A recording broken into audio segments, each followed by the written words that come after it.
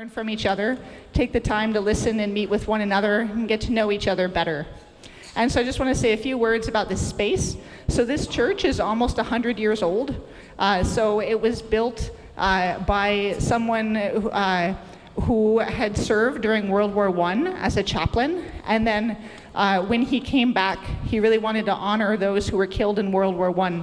So he built this Canadian Memorial Church as a testament to all those who had died. And we actually have the books of remembrance here that have the names of those who passed away in that and other wars. It's the only copy of these books of remembrance outside of Ottawa. And so we want to honor those who've died in war before, but also our community built the Center for Peace sort of across the laneway there. And the idea there is that we try to work towards peace so more folks won't die in future wars. And sadly, we know there are so many wars now, but we hope that the work we do tonight, the work we do together in our various communities can help bring us together and help make us all more safe and more interconnected with each other. And then just a few housekeeping things. There are washrooms over this way if you'd like to use them. And also we have a nursery there with some toys if there are any young ones. And also young ones are always welcome to run around. So please don't feel anxious if you have little ones making noise. That's delightful and we're always very happy with that. And then before we get into this, I just want to acknowledge that we're meeting on the traditional, ancestral, and unceded territories of the First Nations peoples. So where we're seated today, we're on the land of the Musqueam, Tsleil-Waututh, and Squamish nations. And we pray for the day in which we all might be together in right relationship. And so I'm very happy to be able to do this tonight, but this wasn't even my idea. So our Muslim friends had reached out to us to start this. So I want to turn it over now to Tariq to tell us a little bit about what's going on here tonight.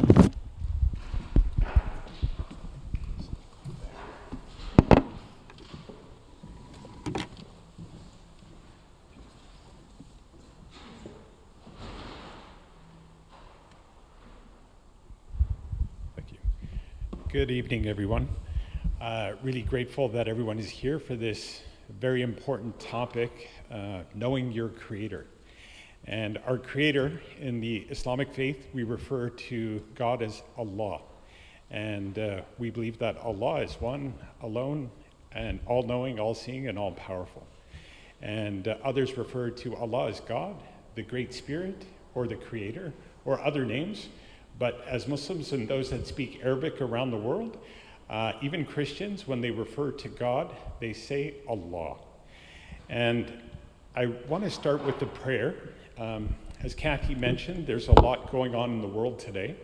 And for the people of these countries that are going through hardships, pain, difficulty, oppression, and war, I'm going to list off the names of the countries, what's happening a little bit, and then a prayer for them. So the prayer for our Uyghur oppressed communities in China, in East Turkestan, the Rohingya refugees in Myanmar and Bangladesh, in Kashmir, the minorities in India that are going through a lot of difficulty and discrimination, the conflict currently in Pakistan and Afghanistan, the war in Iran, the Gulf, in Syria, in Israel, Gaza, the West Bank, in Lebanon, in Yemen, Jordan, Sudan, Congo, Somalia, and many other places that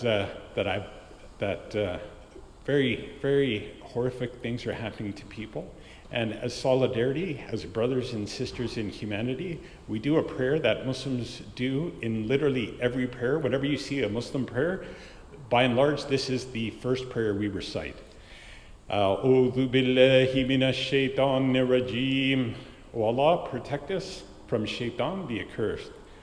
Alhamdulillahi rabbil alameen. All praise to the Lord of all that exists. Ar-Rahman, the compassionate. Ar-Rahim, the merciful. Maliki yawmiddin, master of the day of judgment. Iyyaka na'budu, you alone we worship. Iyyaka nasta'in, you alone we seek help. Ihdina siratal mustaqim, guide us to the straight path.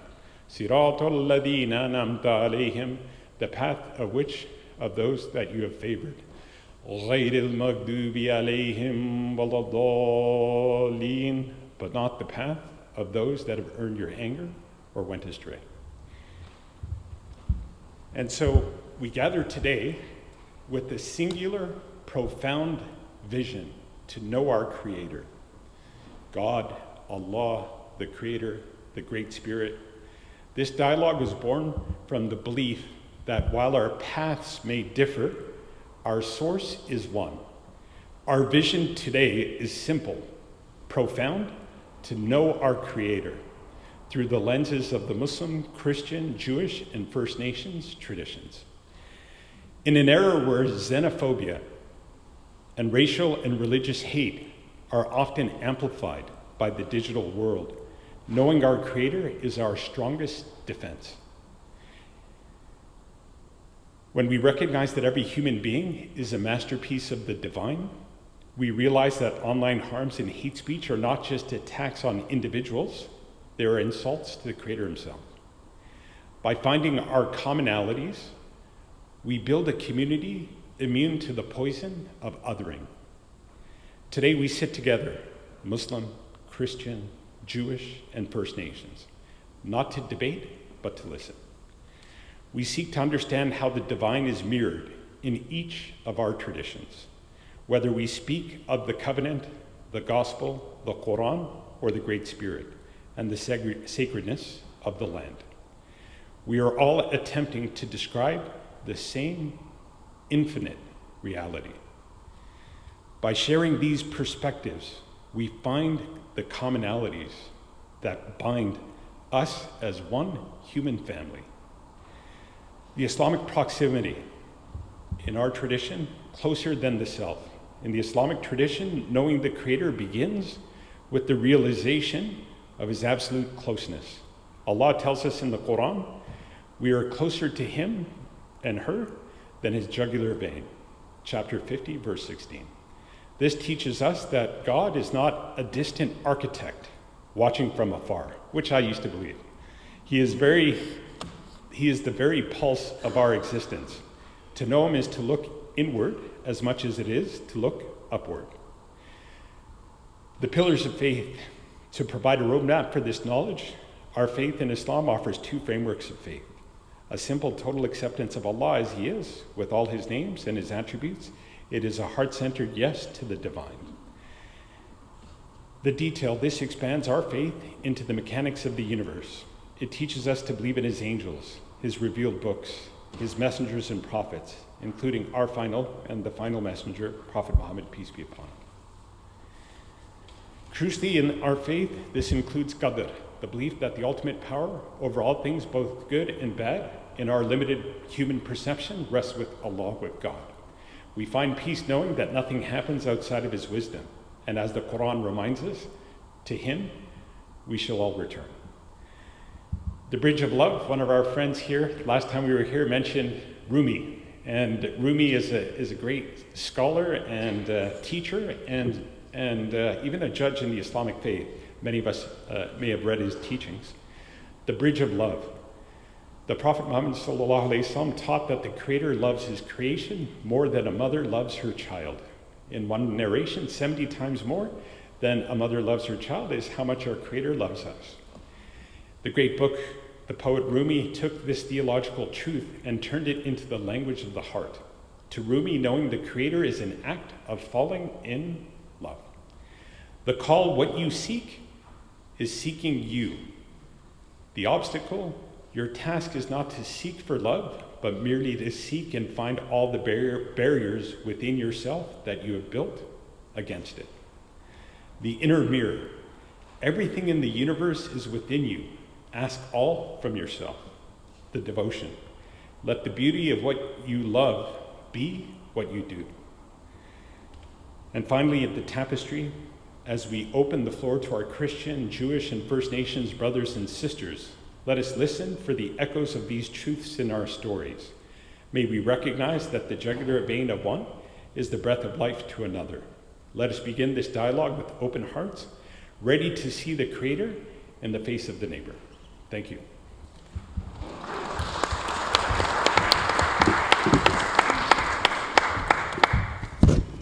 Thank you, Tariq. We so appreciate that. And that's especially not bad, given that you haven't eaten all day.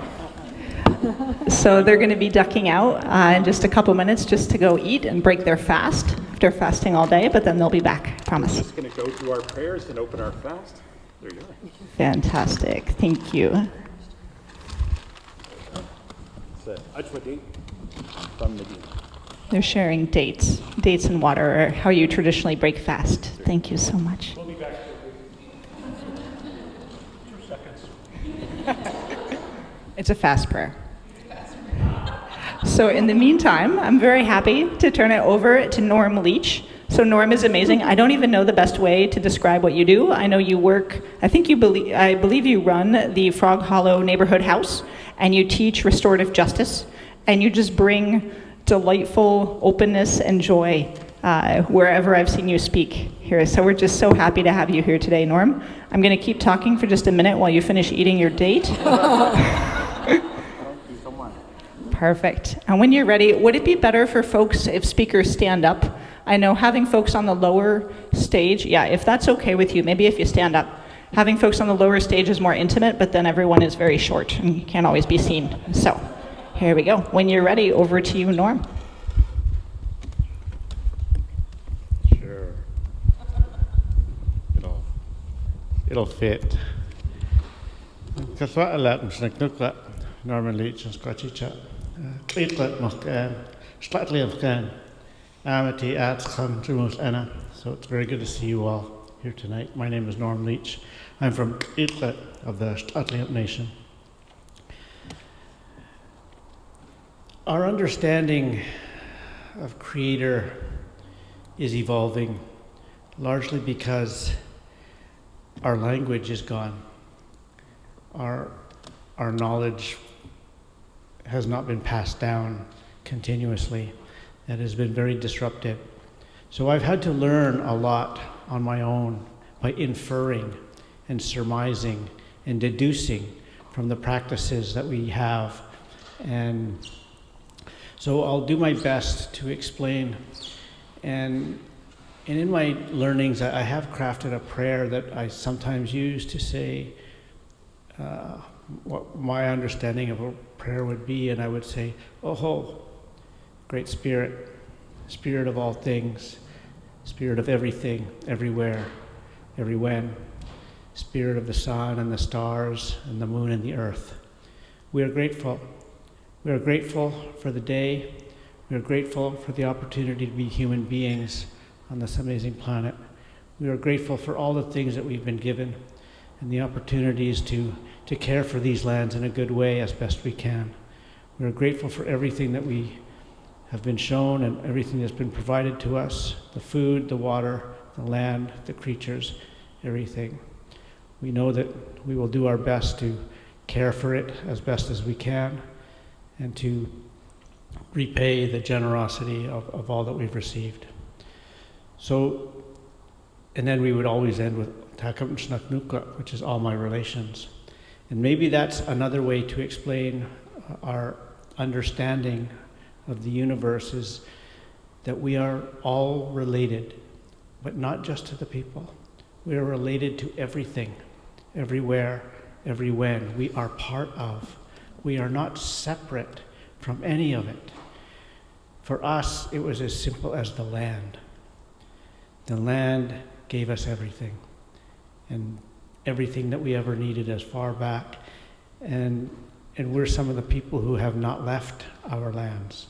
We are still on our original lands. And not a lot of people around the world can say that. And to us, that's a product of colonization.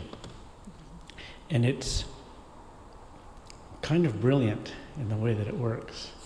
But our relationship with the Creator is, if I had to describe it, is that we understand that everything is connected.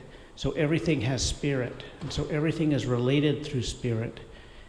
And the Great Spirit is the Spirit of all things. So in effect, the Big Bang would have been the instant when the Creator transformed into the universe. And so we are part of, and we have access to it, and we are not separate from any of it. But we have many gifts that we've been given by the Creator, gifts that other creatures do not have. We have the gifts of intellect, of mobility, of dexterity, of creativity.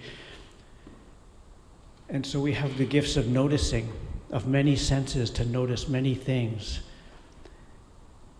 And so in exchange for those gifts, and those gifts give us access to so many things. We can learn, we can see, we can perceive, we can imagine.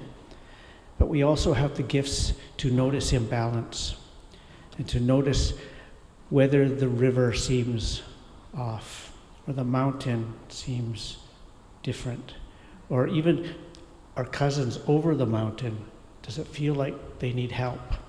And we have all these senses to notice these things.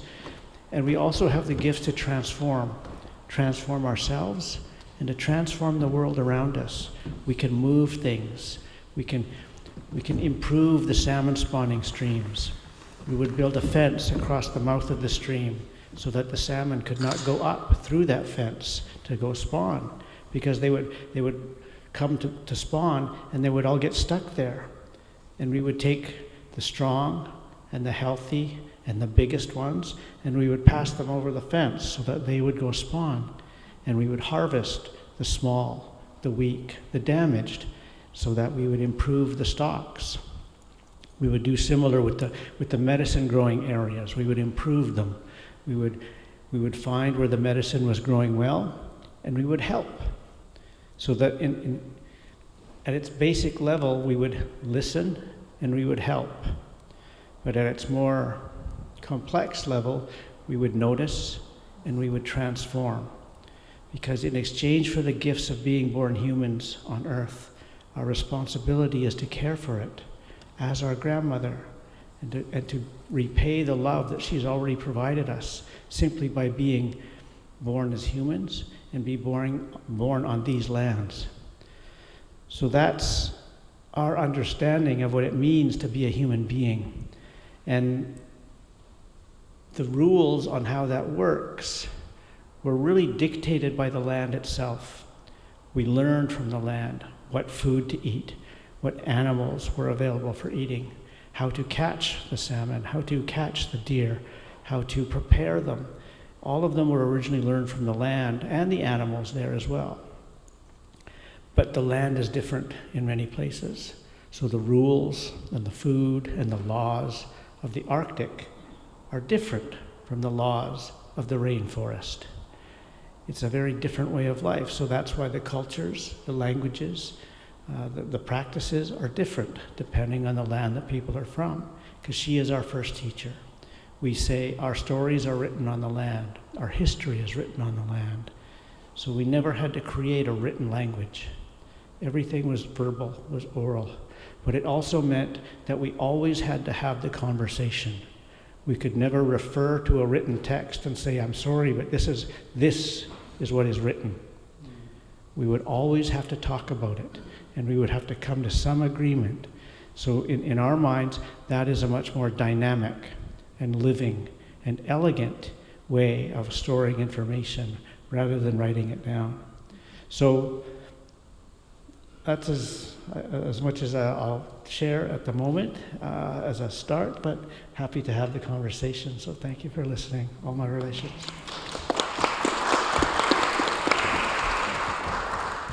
Wonderful. Thank you so much. We really appreciate it. And now I'm very happy to turn it over to Rabbi Arik. So Rabbi Arik is the rabbi of Temple Or Shalom, and we have lots of friends from Or Shalom here because we've been doing this really cool work with the Women Wage Peace group every month for the last more than a year now. And but we don't usually get to see Rabbi Arik because he has many other responsibilities. So we are very happy to have you here. So when you're ready, come on up. Over to you. Thank you.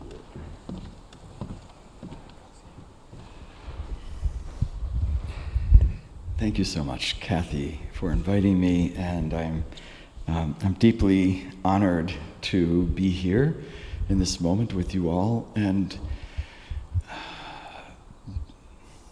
when I think about knowing the divine, being in conversation, in dialogue, in relationship with those that come from different paths than we do, this is to me the most the most amazing way for us to know the divine. And I want to also say that I wouldn't be here as a rabbi were it not the fact that I participated in sweat lodges. And I wouldn't be here as a rabbi were it not the fact that I davened, that I prayed with Muslims and learned what it means to bow down to the ground. And I wouldn't be here as a rabbi were it not the service that I have experienced from Christian brothers and sisters. And so my practice as a Jew is deeply informed by my experience and the wisdom that I've gathered from traditions that walk the same path.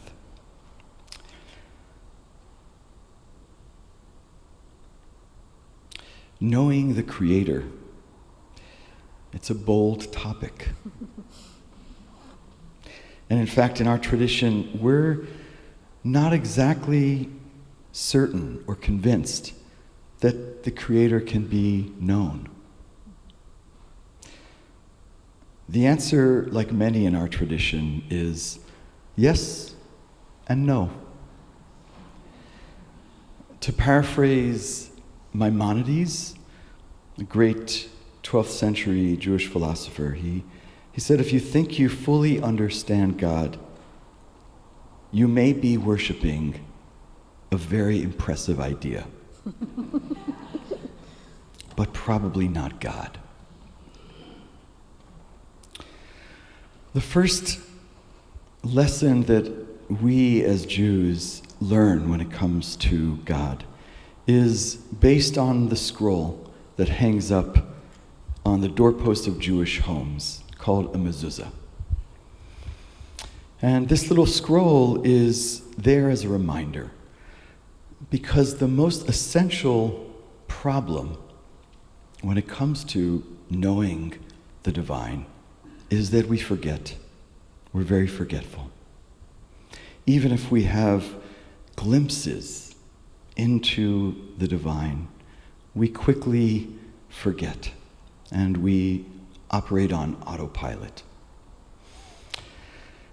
The first word of the prayer in the mezuzah is the name of the prayer, which is Shema, the Shema. And Shema literally means listen. It's a surprise coming from a people who have a hard time not talking.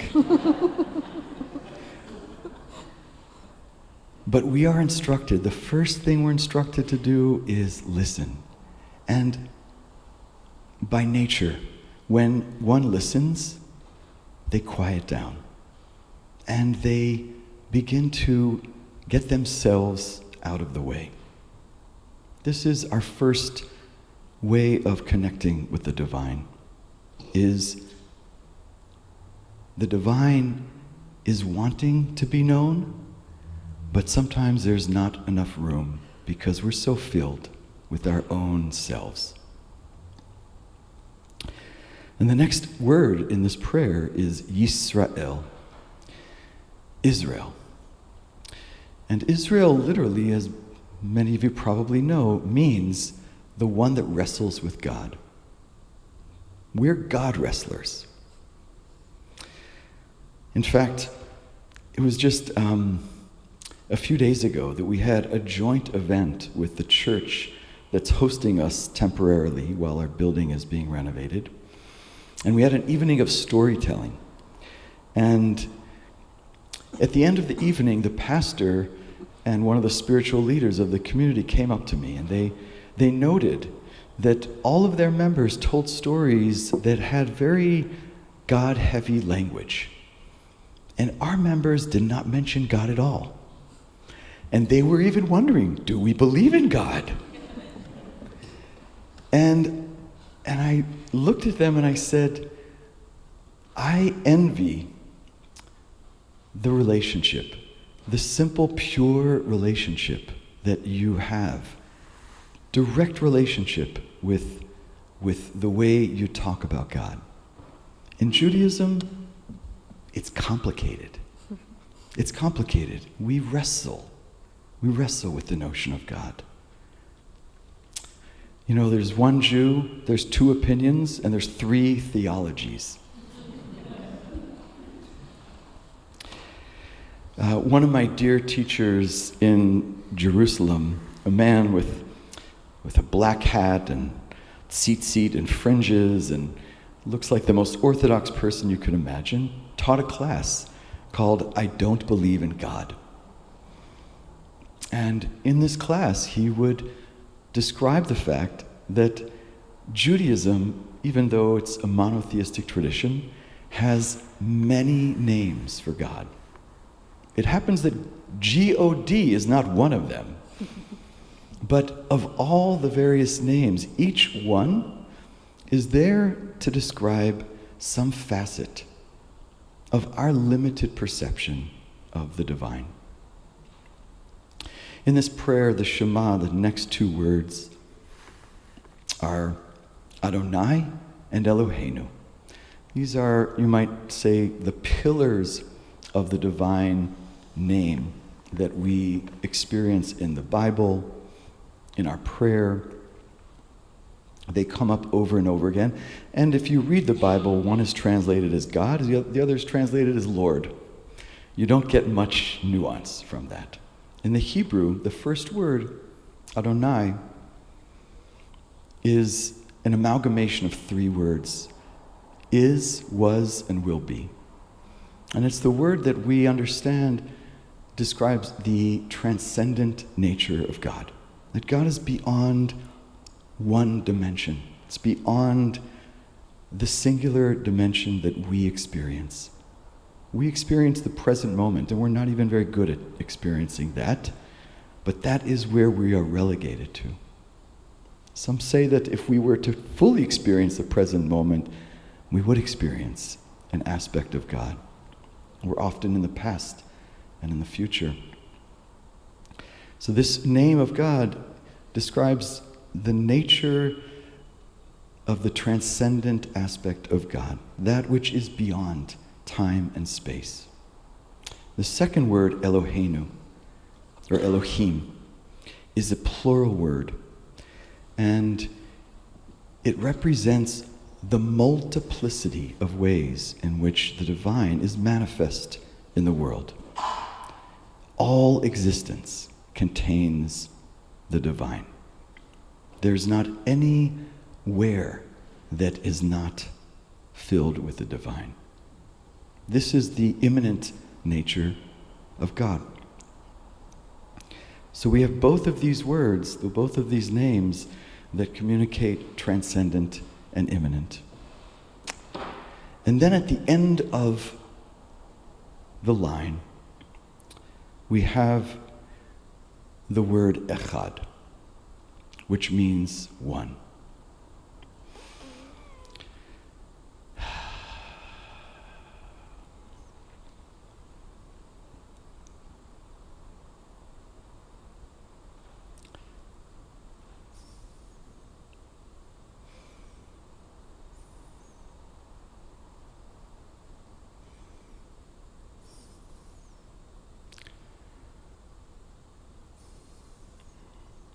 Hafiz, the poet from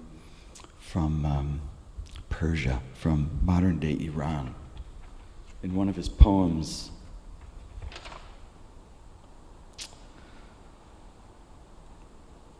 says, "The admission price to hear the lofty minstrels speak of love is affordable only to those who have not exhausted themselves, dividing God all day and thus need rest."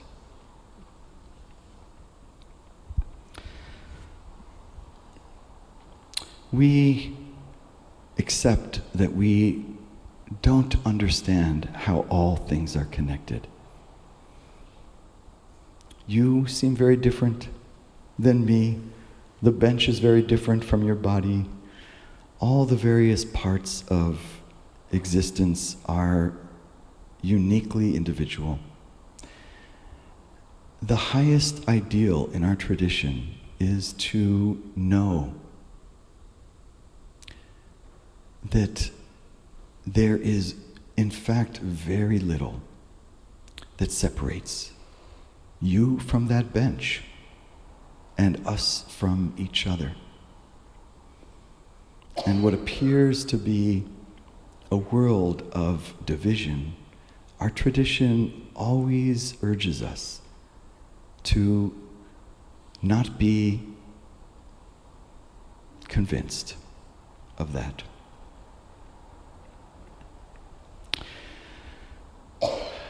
So I want to say that that we at once acknowledge that things in this world are broken and in pieces. And we also acknowledge that the potential for those broken pieces to come together is what brings healing into the world. And being here,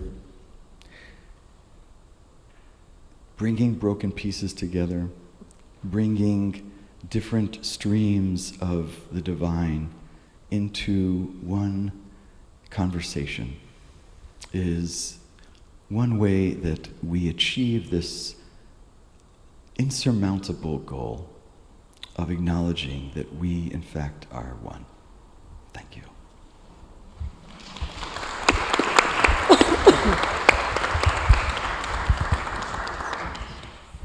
Thank you so much, Rabbi. Now, I'm very happy to invite Reverend Rhian Walker up. Lots of folks here know her because before she was a reverend, she actually attended this church. So we are very happy to have her now. She's now one of the ministers at St. Andrew's Wesley. But thanks for making the trek all the way over here up Burrard Street. So when you're ready, over to you, Rhian. Thank you so much. It's lovely to be back in my home church. It's an honor to be part of this interfaith event. Sometimes when I want to hold up and celebrate all of our different teachings and how in many ways they keep opening windows and windows so that we may see even that much more of the Creator. So thank you, all of you. I'm going to invite you actually to close your eyes for a minute, because I think the question about knowing the Creator is not just being raised to the people who are lucky enough to sit on the panel tonight. It's being raised to you. And if we can travel out of our heads and more into our heart, where Creator tends to speak more clearly, maybe just notice when you have felt yourself drawing near to the Creator. Maybe a moment in your life where you felt held by the Creator. Perhaps awash in love or comfort or deep presence.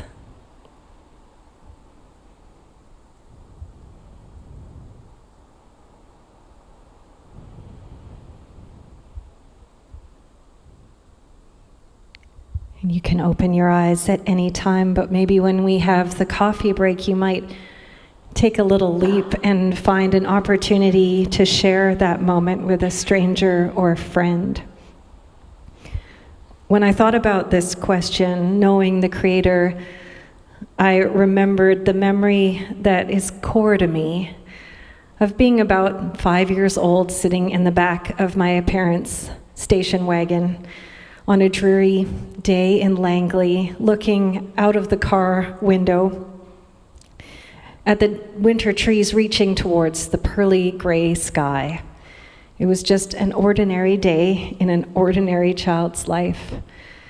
But as I was driving in the back seat, all of a sudden there was a moment where I became completely awash in awe, where I felt God all around me, where I noticed that my life was woven into the trees and into the ground, into breath, into body, and beyond. My parents didn't ever take me to church. We were a completely secular family, and yet somehow the divine can arrive in us just by us being awake. Richard Rohr talks about how the living world, all the people in it, all life in it, wind and water, tree and sky, are the visible sacrament of the divine. And that while we might be gifted teachings and scriptures, we actually experience God often first through creation, through our relationships with each other, just by being in a body. In the Christian faith, theologian Sally McFague also talks about how we've strayed away from seeing creation, from the living world as part of God's body. So many Indigenous teachings, I feel, return us back to that insight that we have lost, I have lost. And to notice that when we start to see the world as God's body, our understanding of Creator shifts, and our understanding and opportunity for humility becomes immense. If everything is living and breathing kin and non-breathing kin, then our relationship to everything truly shifts. And we see that so much in faith traditions and teachings. This ability to move to a place of reverence and respect with stranger, with friend, and with the whole planet. I think when we come to know the Creator, it is a lifelong, ongoing experience that can be returned to in every moment. And hopefully tonight, it is yet another invitation to draw nearer and to notice and to hold dear. Thank you. Thank you so much, Rhian. And now I'm happy to turn it over to my friend, Brother Yusuf Siraj. He works with the Foundation for a Path Forward and does some amazing work in the community, and is just in town for this week. They just had a huge event down in South Van, a big interfaith iftar, and so thank you for that. Thanks for sticking around long enough for this. When you're ready, over to you. Thank you so much, Kathy. It's an honor to be here in this beautiful sacred space with all of you. It's a Thursday night, and you could have been anywhere, and you chose to be here to talk about God. So that is pretty amazing. While hearing from our distinguished panel and their heartfelt and beautiful messages, it did occur to me that in all of our traditions, in one way or another, we would probably agree that the Creator is here with us right now as we speak about this topic, as we seek to understand the ununderstandable, as we seek to draw closer to what is probably unachievable. As Rabbi mentioned, the concepts that we're talking about really are here for us to quiet our own hearts, really. The understandings that we discuss are unique and similar. What we like to call the beautiful differences, right? These are the things that transition us from just internally focused on our own unique path into looking at those walking beside us on another. In the Quran, which means recitation, the Holy Scripture in Islam, Allah, or God, or the Creator, and I'll just use Allah going forward, says, had we wished for it, we would have made everyone believe. We would have just made you all believe. The fact that it is not the case means that there is a point and purpose to the different paths, traditions, and understandings that we, as the human being, or in Arabic, al-insan, which means those who forget, have. There is another verse that talks about what that could be. And it says, we created you so that you may get to know one another. And perhaps in getting to know one another, we get to know different characteristics, aspects of Allah. In the Quran, He, a genderless He, by the way, a royal He, describes Himself as the first, the last, no parents, no begotten offspring, beyond human comprehension, a truly supreme being, creator of this universe, all the others, master of all life, the day of judgment, master of eternity, a really lofty concept. For much of human history, all people needed to know to connect with that concept was that there was a creator who looked out for us, who created us.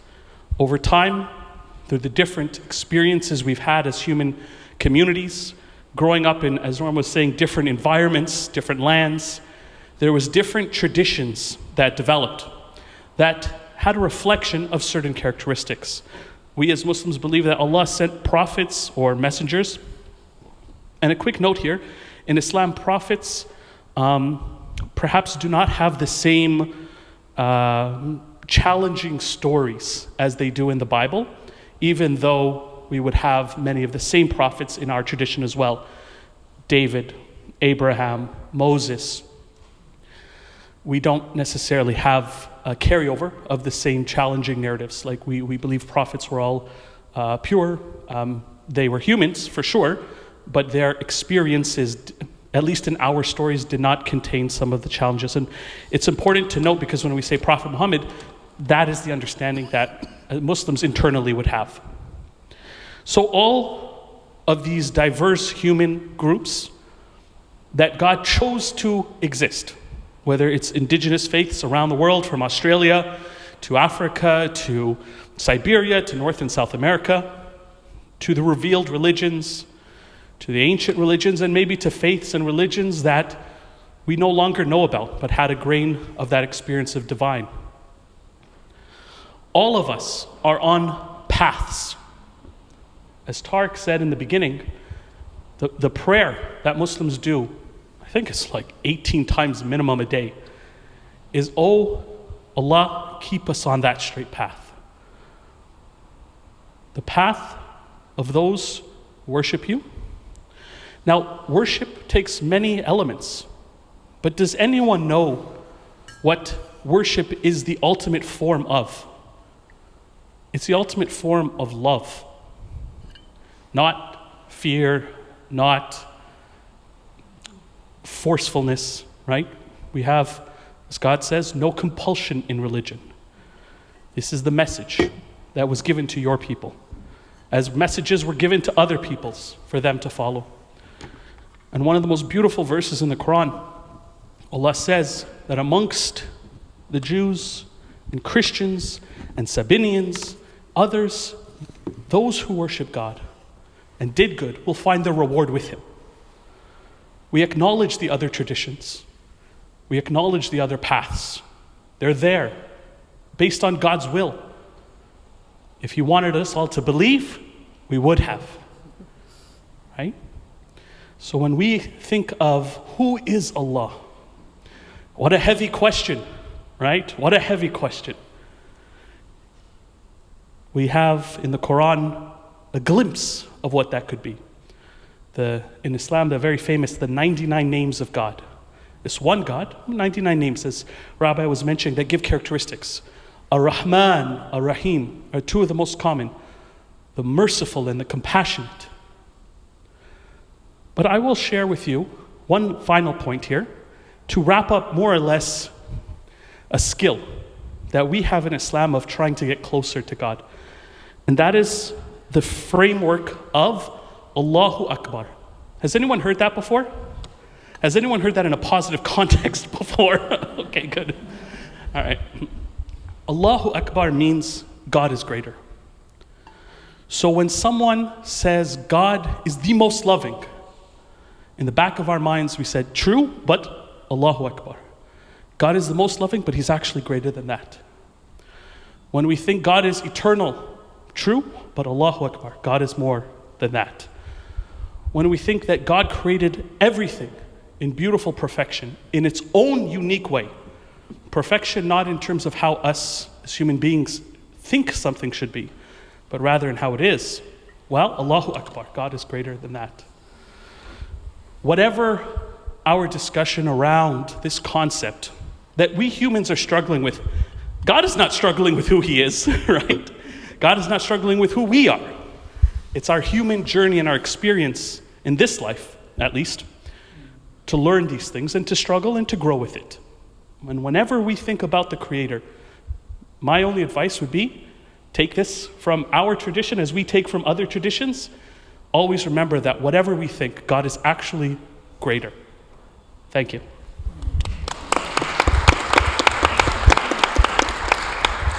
Thank you so much. So now I'm going to open it up, if that's okay. It's looking like it's okay. We did agree on it before, but I just don't want to scare them now. So we're going to open it up to questions. So, show of hands if you have any questions. I'll bring the mic to you. Yes?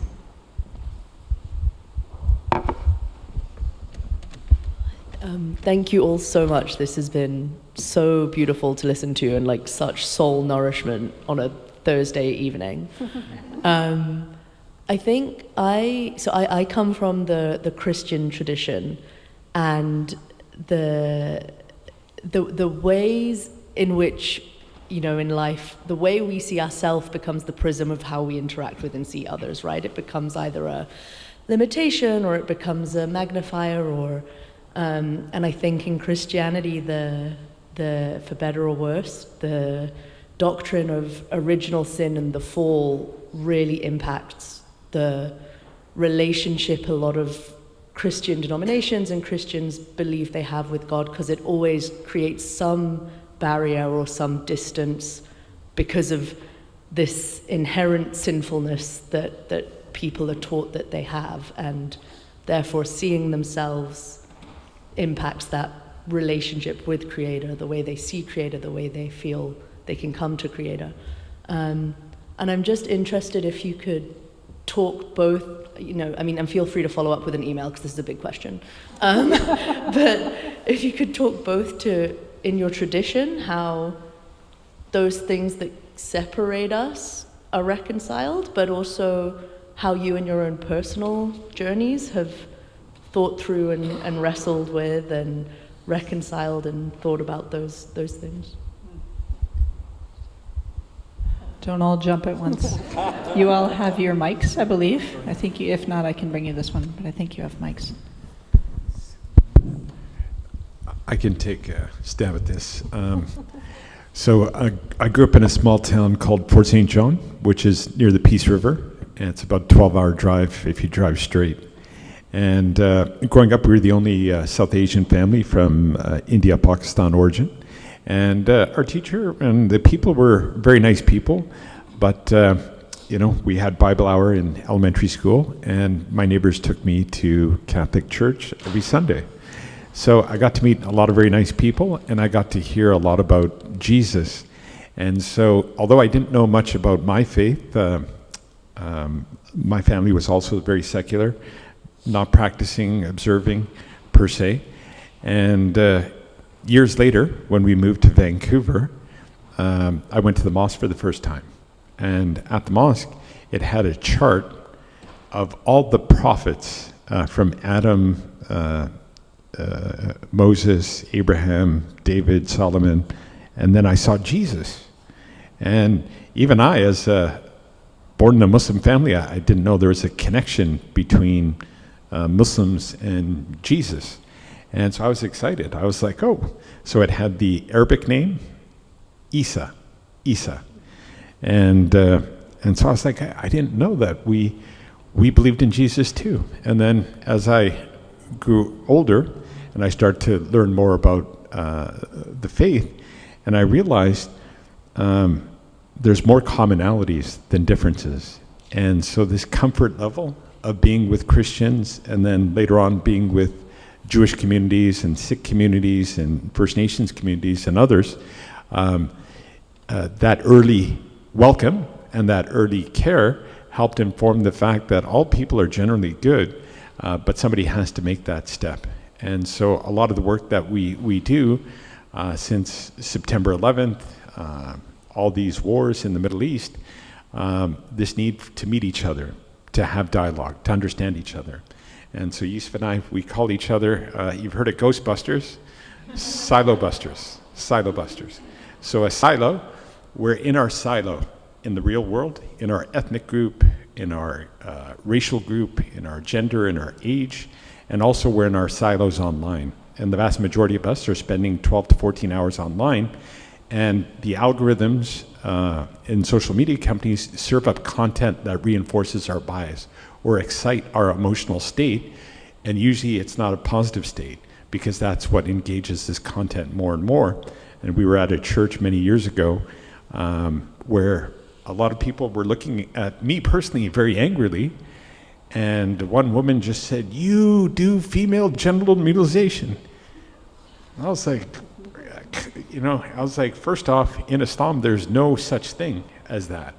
And so the pastor very wisely, he said, we'll do a sermon. What would Jesus forward in an email? Or what would Jesus forward in a social media post? Because what we're all facing is misinformation, disinformation, malinformation. And part of our faith is if you hear something about a community or a person, go check it out yourself, instead of just believing it at face value. Oh, so-and-so said this, or this video said that, or this content said this. And this is part of what we're enacting as part of our faith, meeting everyone and introducing ourselves, respecting them, and sharing a bit about us. That's great, thank you. And would anyone else like to tackle this question? Yes. Original sin, anything like this? My wife is over there, and if she were to come here and attest to it, she would explicitly say that all my own shortcomings are expressly my fault, that all my sins are mine. So in Islam, we have the concept that everyone's burdens are their own. No one inherits the burdens of another. So within our faith tradition, original sin does not translate conceptually as it does within Christianity. However, the responsibility for everyone to do their sincere best is there for everyone. So I would say that there is a framework of responsibility that does exist for everyone, while not necessarily the concept of original sin. I appreciate your incredibly difficult question. I'd like to summarize Christianity for you. No, I don't. But, I think it is really difficult because so much of religion is often weaponized. It's often used as a tool of oppression, and it gets us right out of the intent. So if we go back to that particular story, there's something true about the human experience of somehow feeling exiled or pushed away from the integration and wholeness that we experience with God. And so in some way, those stories are a way of storytelling that particular soul pain that we have. In the Christian teachings too, Jesus is infleshed as a way of reconciliation, a visible way of reconciliation, and a reminder to us that that wholeness with God is possible. So I think I would be very happy to talk with you another time, but to go into that particular place of pain and for us to start seeing that doctrine of sin, not like so much as a focus on shame, but on what is keeping us unreconciled from each other, from creation, and from God as well. We never did that. All my relations means all my relations.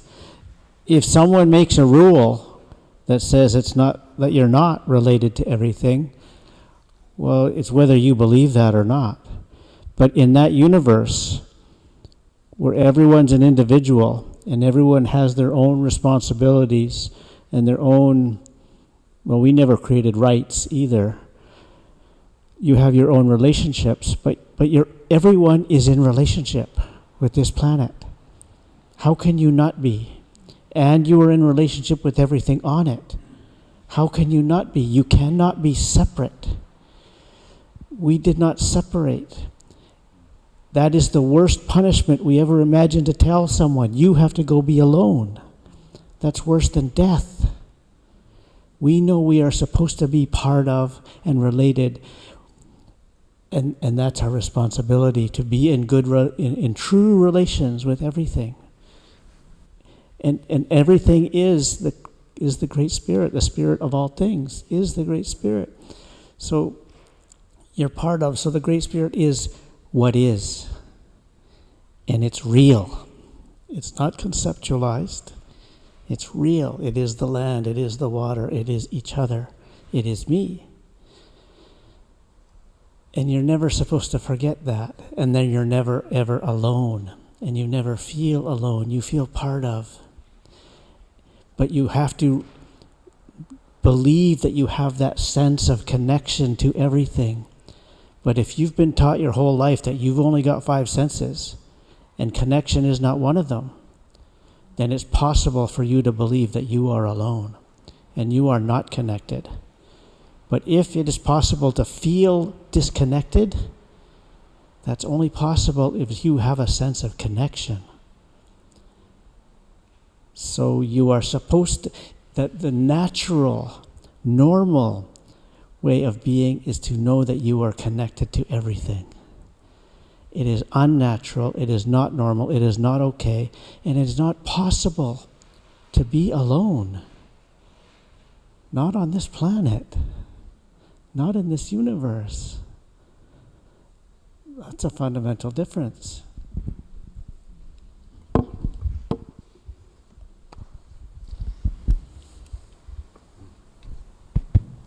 Thank you. Thank you for that. When I look at the story of the Garden of Eden, it's sort of our anthropological tale of how human beings evolved. Anybody who's read *Sapiens*, who's the author of *Sapiens*? Noah, Yuval Harari, yeah. When he talks about the intellectual revolution of human beings, he simply names that chapter the Tree of Knowledge, right? The notion that human beings have been separated from the rest of the garden. You know, when I hear, remind me your first name? Norm. When I hear Norm speaking, this is tree of life wisdom. You know, we've been on the path of the tree of knowledge, and we forgot that there's another tree. There's a tree that connects us rather than convinces us of separation. So thank you, Norm, for helping to connect us back to the tree of life. Beautiful. Thank you all. Next question.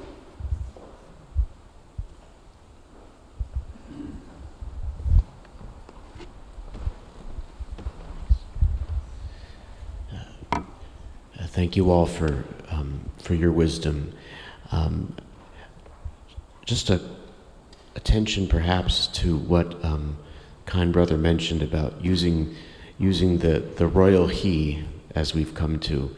Just perhaps a pause on the gender of the divine or non-gender. And I would love to hear your thoughts on all of you. Well, Rabbi Arik, I hear enough from him usually, but no, you as well. But all of you, and particularly my understanding, Norm, on even when you were introducing, you mentioned the grandmother, and you mentioned this, and so how that informs us where we are today in knowing our Creator and recognizing, yes, it's just language, but language matters. And so even if we are saying He, what does that mean? And how does that impact us? Recognizing also the patriarchal background of many traditions. So it's not a specific question, but love to hear thoughts you all might have on that. So, and my wife can attest to this. Last night, we were in the hotel and I was in bed, and as one does, you're thinking of God. And I thought to myself, what if you listen to the Quran from a female reciter? And I mention that because the traditional ones are always male, like the vast majority, historically. If you go on YouTube, you search it up, it's melodic, right? The Quran is recited very beautifully.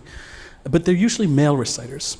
And the characteristics of God are both masculine and feminine. Arabic is a language that divides the two, like French, yeah?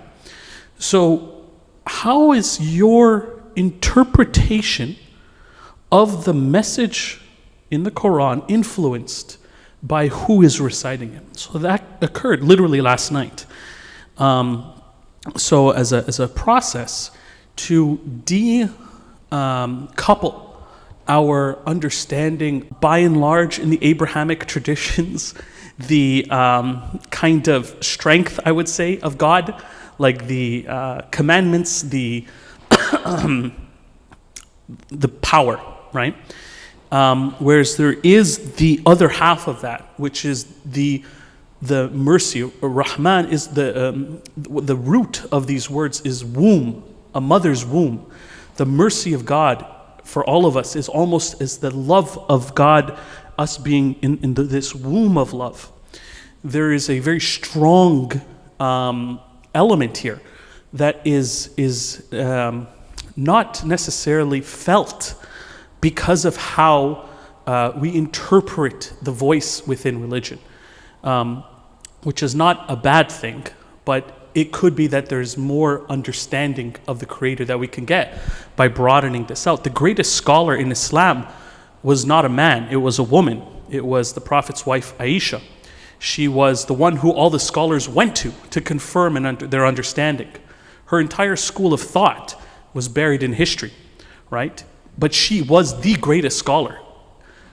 It's sometimes interesting to think of how the perspectives on faith would be if there was more of a balance, which is not at all, a criticism of what happened. It is what happened, and it's beautiful in its own way. But just for us to always remember, God does not have, in the Islamic tradition, a gender. God is greater than that. God is greater than our understanding. So it's just some thoughts.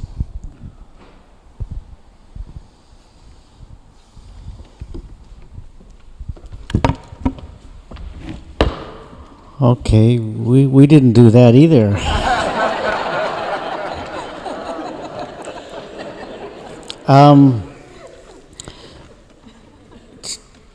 In understanding what happened to us here, and the tools that work so effectively against us, the written word is so powerful, and it is so easily misused, and that it gives me my wife is here too, so I have to be careful.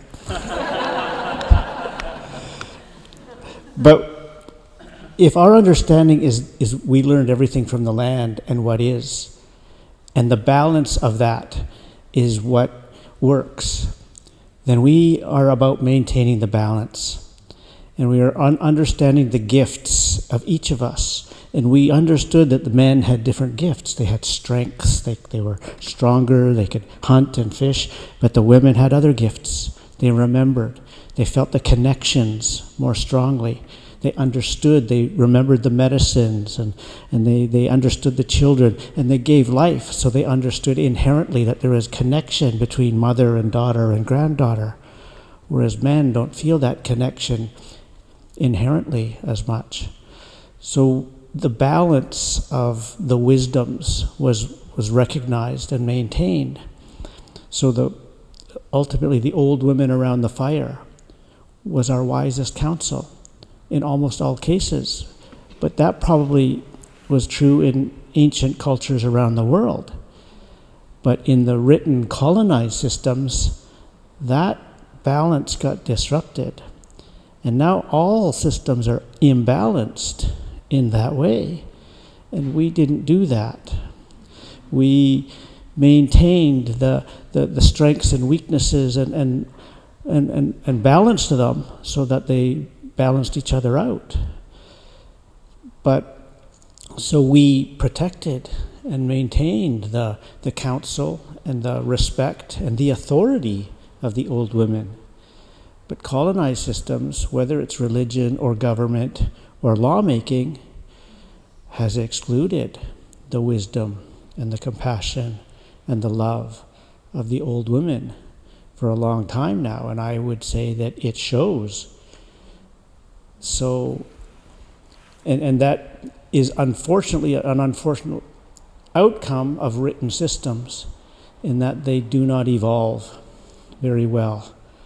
And then we end up arguing over what those words meant that were written 2,000 years ago, rather than looking at what is.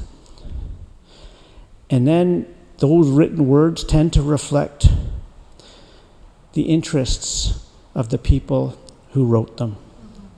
And in very much large part, the important scriptures and laws and books were written by old, wealthy, educated men. And so that's whose biases are included in most of those writings, and we didn't do that either. So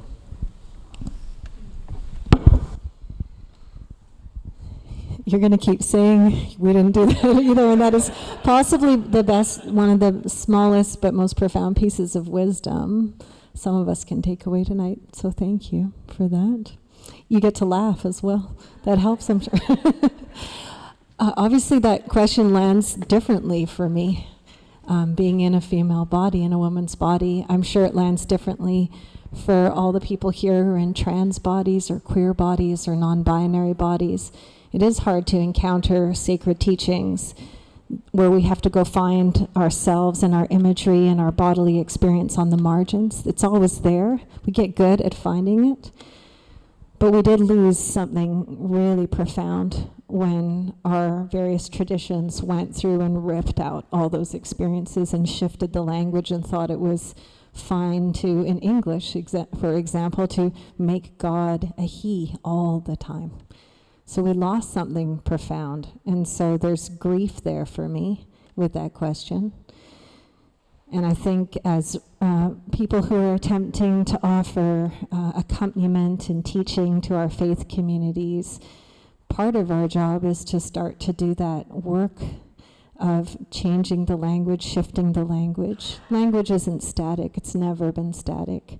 Scripture's not static. It's never been static. Stories are not meant to not land in your life and be changed by your life. It's not a one-way street.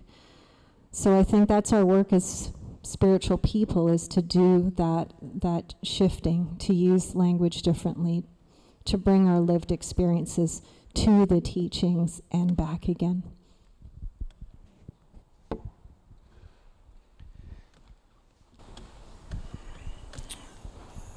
Norman, right? Norman? Yeah. Norman's words remind me of another wonderful book, The Goddess versus the Alphabet by Dr. Leonard, anybody know that book? Mallon, I think his last name is.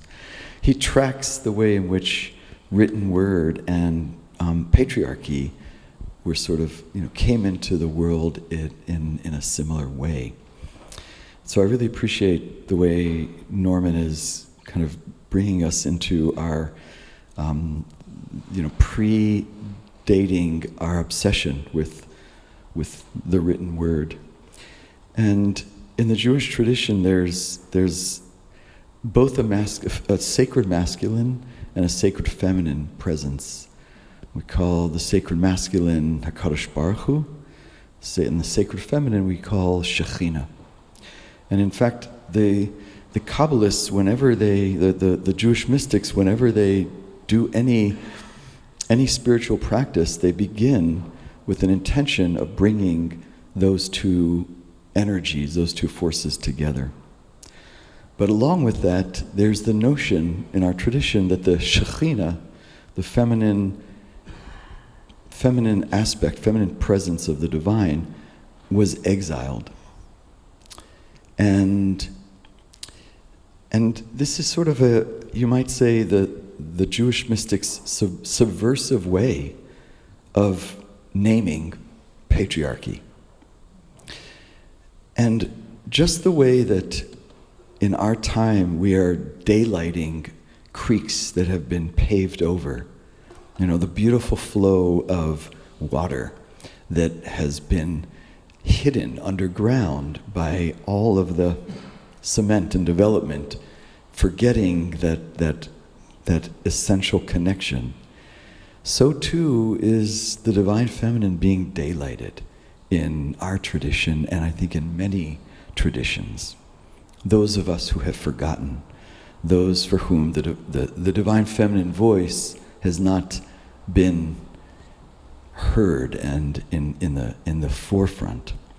And so I want to say that we are in a turning in our own tradition of seeing that, of seeing the divine voice return. But even holier than that is when we recognize that we've all been under the delusion of binaries. And that's really the next level of our acknowledgement that it's not necessarily who's on top, whose voice is prominent, but it's in recognizing that the binary itself is its own delusion. But that's all for now. And you didn't do that. Just a little thing to add on. It's so interesting, this topic. And actually what Tark mentioned earlier about how Allah loves us more than our own mothers, 70 times more. It's interesting when you think, well, why say mother, right? Why create that mental imagery? And very rarely do we find scholarship going into that explanation and that understanding. In fact, once there was a gentleman giving a sermon on, we have two celebrations there, Eid, which is coming up actually, and they were talking about the sacrifice of Abraham and how Abraham, he had to have all these challenges, and he was leaving his family, the challenges with whether the vision or physically, the issue with his son, or all the difficulties going through. And then a young lady in the crowd, quite beautiful actually, said to her husband, what about his wife? What about Hagar, right? What about Hajar? What about all her struggles? Because she was right there with him. And that was her son. That was her kids. Like, the perspective never even occurred to me. Right? And I was that unfortunate man whose wife tore into him, right? What is the perception of the stories, the morality, the lessons, and what I would say as people of faith is the most important thing? What are we doing to pull ourselves away from an even deeper, more beautiful understanding of our Creator when we don't allow ourselves to think outside of the boxes that we are in? I mean, patriarchy has its good things, has its bad things, matriarchy, all kinds of systems, all systems. But the thing that is most dangerous is when we don't allow ourselves to be critical and to see into other frameworks. And I would say that this issue, and even beyond that, like even broader, about what other faith traditions think. It all leads into that, how siloed we are, as Tark said.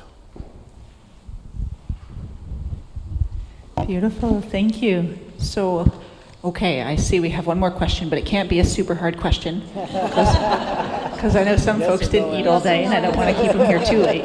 So, are you second guessing? Just don't make it too hard. Okay, well, you can refuse to answer this question if you like.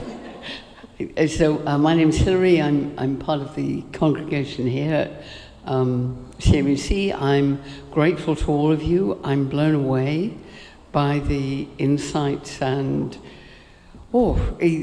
stimulus and profound thought that's going into this.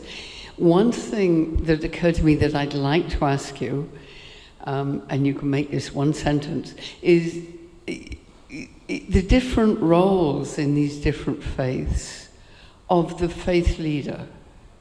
Where does the faith leader sit? What is, and I imagine it's individual. Anyway, I don't think every minister in the Christian church sees their role the same way at all.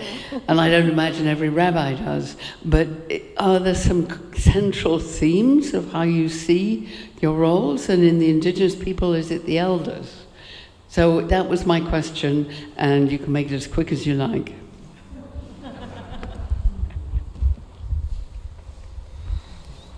I can actually make that quick. I actually can make that quick. I don't believe in faith leaders. I can say that straight away.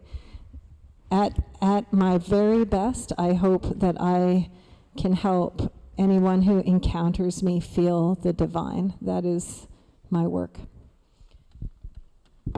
And yours too. Your work too.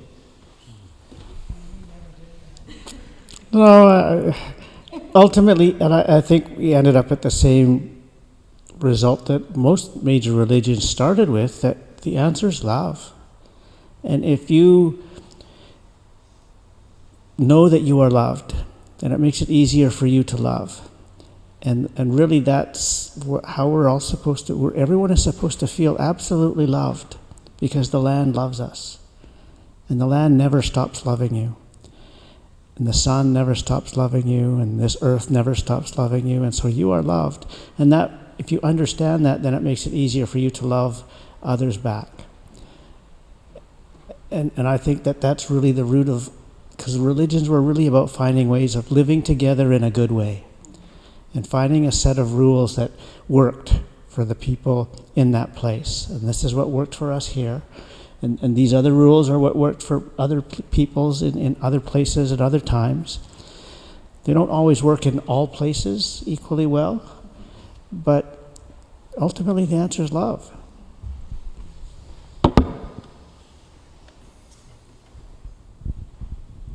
I'm afraid to answer that question with my congregants in the room here. Too honestly. What I would say is that I fall back on words from the chapters of the sages, Pirkei Avot, that says, who is wise? The one who learns from everyone. And a rabbi, even though the word in Hebrew means teacher, it's my congregants and it's the people that I learn with that teach me the most. So even though they might see me as a teacher, I very much see them as my teachers.